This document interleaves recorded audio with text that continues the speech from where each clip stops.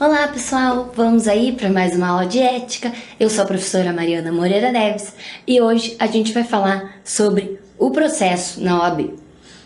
Então, a gente para acompanhar a leitura aí do Estatuto vai precisar pegar o artigo 68 e 69. Como eu sempre falo para vocês, não sejam preguiçosos. Pega aí seu Estatuto, faz a leitura para a gente acompanhar a aula aqui. Então, o processo na OAB ele vai se tratar do processo disciplinar. E a apuração de uma infração disciplinar, ela vai ser feita aí de acordo, com o que está escrito no estatuto, no regulamento, no estatuto, no regulamento, no código de ética. E quando algum desses mecanismos for falho, for omisso, a gente vai poder recorrer então para o Código de Processo Penal de modo subsidiário. Mas não se esqueçam que o Código de Processo Penal vai ser simplesmente para a apuração das infrações.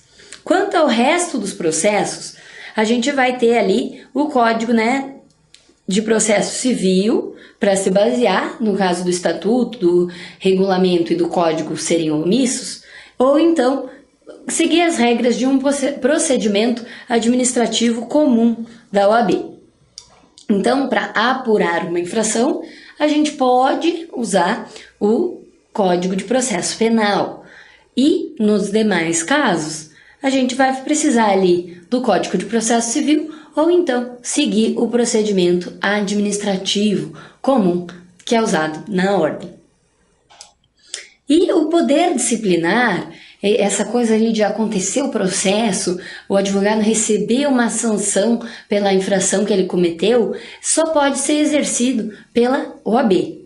É exclusivo da OAB esse poder disciplinar aí, então. E quando acontece esse processo disciplinar, a gente sabe que tem que oportunizar ao acusado a ampla defesa e o contraditório. Senão, esse processo vai poder aí ser anulado, porque afinal de contas, o processo tem que seguir o devido processo legal. Uma decisão disciplinar sem acórdão, bem como sem o voto do vencedor e do vencido, com a respectiva fundamentação, será considerada nula. Então, se não tiver o acórdão, ou não tiver o voto do vencedor e o voto do vencido com a respectiva fundamentação, vai ser aí uma decisão nula.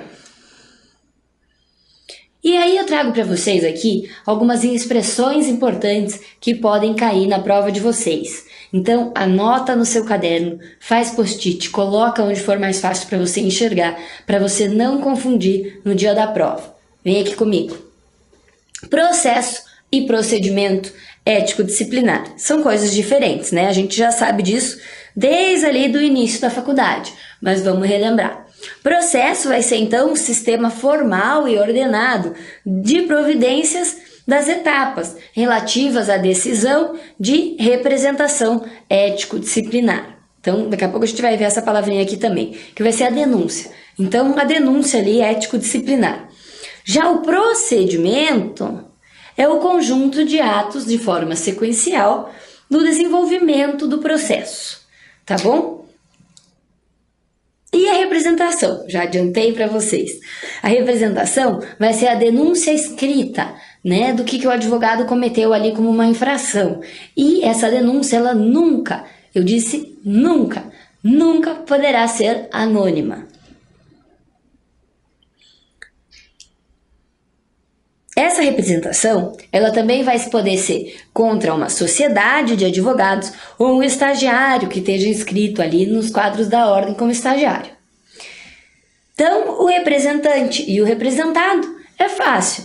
O representado é aquele advogado que supostamente cometeu uma infração e o representante é a pessoa que vai fazer a denúncia, que vai fazer a representação lá na ordem.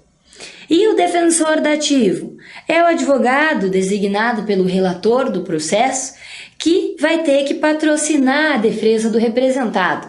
E aí, esse defensor dativo, ele não vai poder ser nem um conselheiro da ordem e nem um membro do TED. Alguém lembra o que é o TED? Eu já expliquei isso num bloco anterior. Aposto que você tá ligadinho e já me respondeu certo aí na sua casa, né? TED vai ser, então, o Tribunal de Ética e Disciplina da OAB. E um parecer preliminar no processo da ordem, o que quer dizer isso? Mesma coisa num processo aí comum, gente. Um parecer, o que é? É você escrever ali o que pode acontecer, o que está acontecendo, né, sobre aquele processo, sobre aquele caso. Então, nos processos da OAB, você também vai ter um parecer preliminar, que vai ser feito pelo relator, e ele vai dizer ali o que ele acha que aconteceu, qual é a infração, qual é a punição cabível que ele oferece, né, para o representado, enquadrando tudo isso ali de forma legal, tipificando a conduta do representado. E o arquivamento liminar? Você vai ter o arquivamento do processo, né, antes do tempo. Então, é a extinção, sem qualquer instrução procedimental ou apreciação de mérito. Então, é sem apreciação do mérito. Do processo ético-disciplinar, que está carente dos pressupostos legais de admissibilidade. Então, chegou lá uma representação que não possui os pressupostos legais de admissibilidade para caracterizar uma infração. Então, essa representação ela vai ser arquivada liminarmente. O processo é arquivado sem o julgamento do mérito. E o indeferimento liminar? Indeferimento liminar é o ato pelo qual o presidente da seccional, sopesando os termos e elementos da representação e da defesa prévia, põe fim ao processo, exatamente por considerar inexistente qualquer infração disciplinar. Então vai ter indeferimento liminar quando não tiver nenhuma infração disciplinar acontecendo ali naquele caso. E essa infração disciplinar trata-se aí, né, quando a gente vê que não existe essa infração, de um processo que foi julgado com extinção, né, do mérito. Então, o processo foi extinto com o julgamento do mérito. Então, indeferimento liminar é com julgamento do mérito.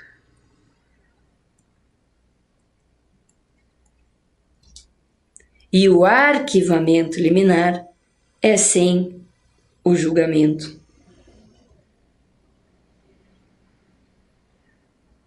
do mérito. Desculpa a minha letra aí, pessoal, mas acho que dá para entender, né? Arquivamento sem o julgamento do mérito. Indeferimento com o julgamento do mérito. O relator, ele é então um membro ali do conselho seccional ou da subseção, que vai ser designado pelo presidente para presidir e instruir aquele processo disciplinar. Ou o mesmo, né, membro do tribunal de ética e disciplina vai ser encarregado ali de conduzir o processo, tá bom? E as razões finais? Igualzinho na prática, gente. São as alegações escritas oferecidas pela parte após o encerramento da instrução, da fase probatória ali do processo, que vai corroborar ali, né? Vai dizer exatamente quais são as teses que o advogado pretende defender, né? Para não acontecer ali sua punição, para se defender daquela representação. E os prazos desse procedimento? Normalmente, via de regra, os prazos são de 15 dias. É o prazo geral que a gente fala. Até então é para manifestação e para recurso. O relator ele pode aumentar esse prazo de 15 dias em caso de pedido, né, que seja justificado e tenha um motivo relevante. E o início dos prazos? Para a defesa prévia, que é aquela manifestação ali do representado, vai começar a contar da partir da juntada do AR, né, daquela correspondência, que serviu para notificar a parte nos autos. E a comunicação por ofício reservado, quando for por ofício reservado, não esquece essa palavrinha aqui, ó, essa expressãozinha. Vai ser o primeiro dia útil imediato ao da notificação do recebimento. Os recursos. Primeiro dia útil seguinte, seja da publicação da decisão na imprensa oficial, ou seja da data do recebimento da notificação. E os outros prazos, então, vão contar a partir do primeiro dia útil após a publicação do despacho ou da decisão. Atenção para tudo que você está fazendo. Olha para mim. Grifa, grifa, grifa, grifa, grifa. O recurso poderá ser interposto via facsímile e aí algum outro meio similar, por exemplo, um e-mail, etc. E você tem 10 dias, eu disse 10 dias, grifa, grifa, grifa, para ir lá protocolar na OAB o seu recurso original, tá bom? Mais uma atenção. Durante o período de recesso do Conselho da OAB, que proferiu a decisão recorrida, os prazos são suspensos. Então, o Conselho está de recesso, o seu prazo está suspenso, reiniciando o prazo no primeiro dia útil após o término do recesso do Conselho. E as notificações? O regulamento da OAB vai dizer que todas as correspondências aí vão ter que ter o aviso de recebimento, que é esse AR. E a correspondência vai então para o endereço profissional ou para o endereço do domicílio, né, a residência do advogado.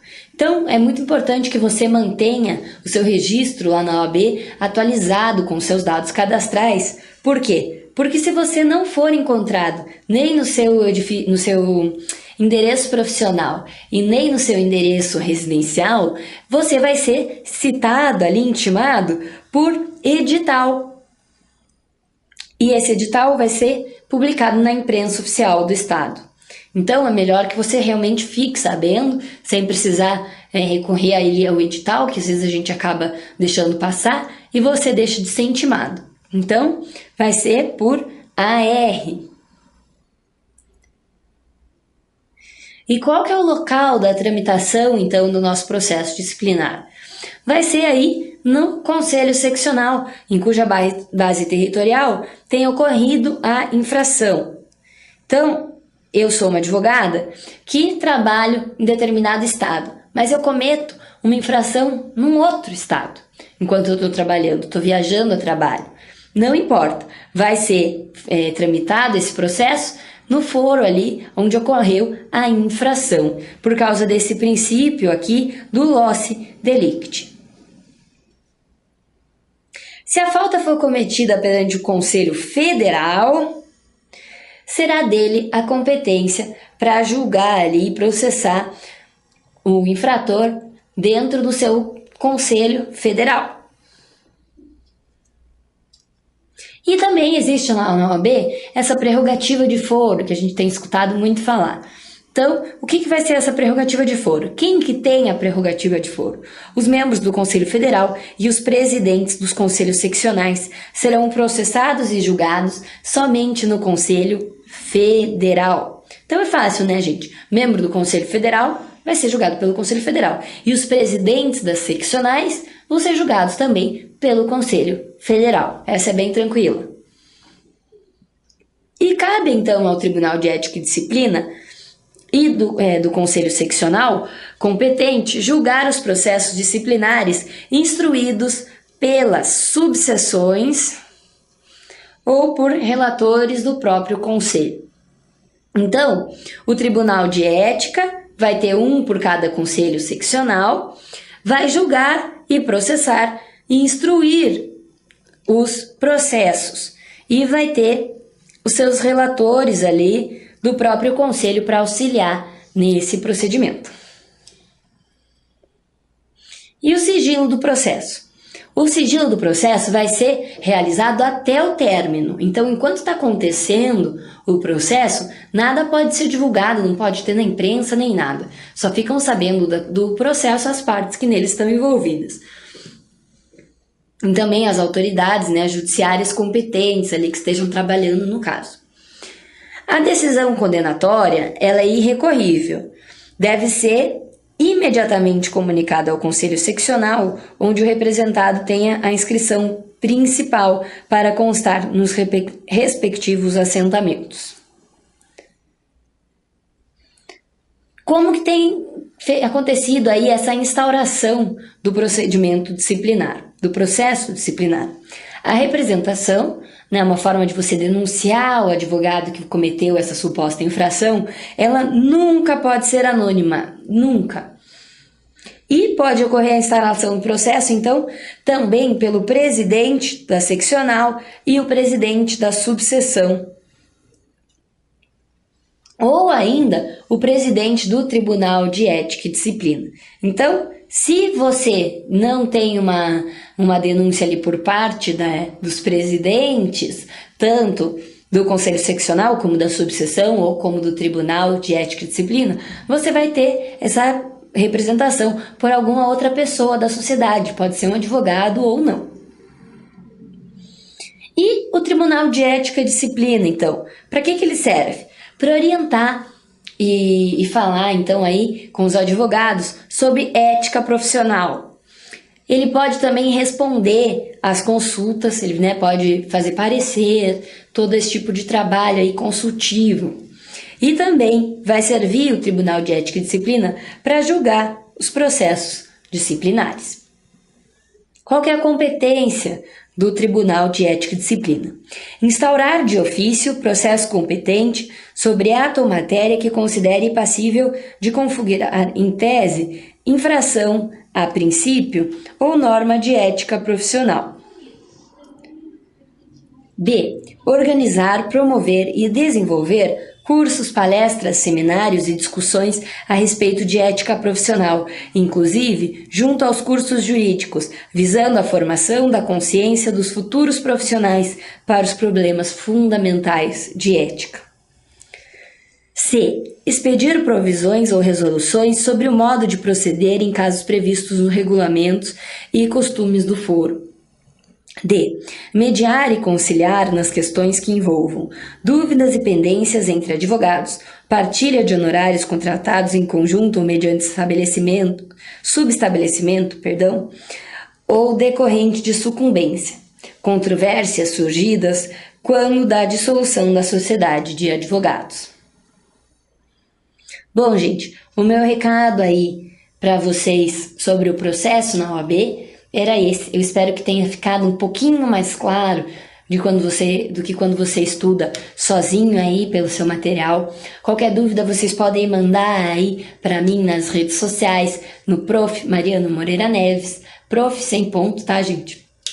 Tanto no Instagram quanto no Facebook. Espero que vocês estejam gostando aí das nossas aulas e nos acompanhem nas próximas. Tudo bem?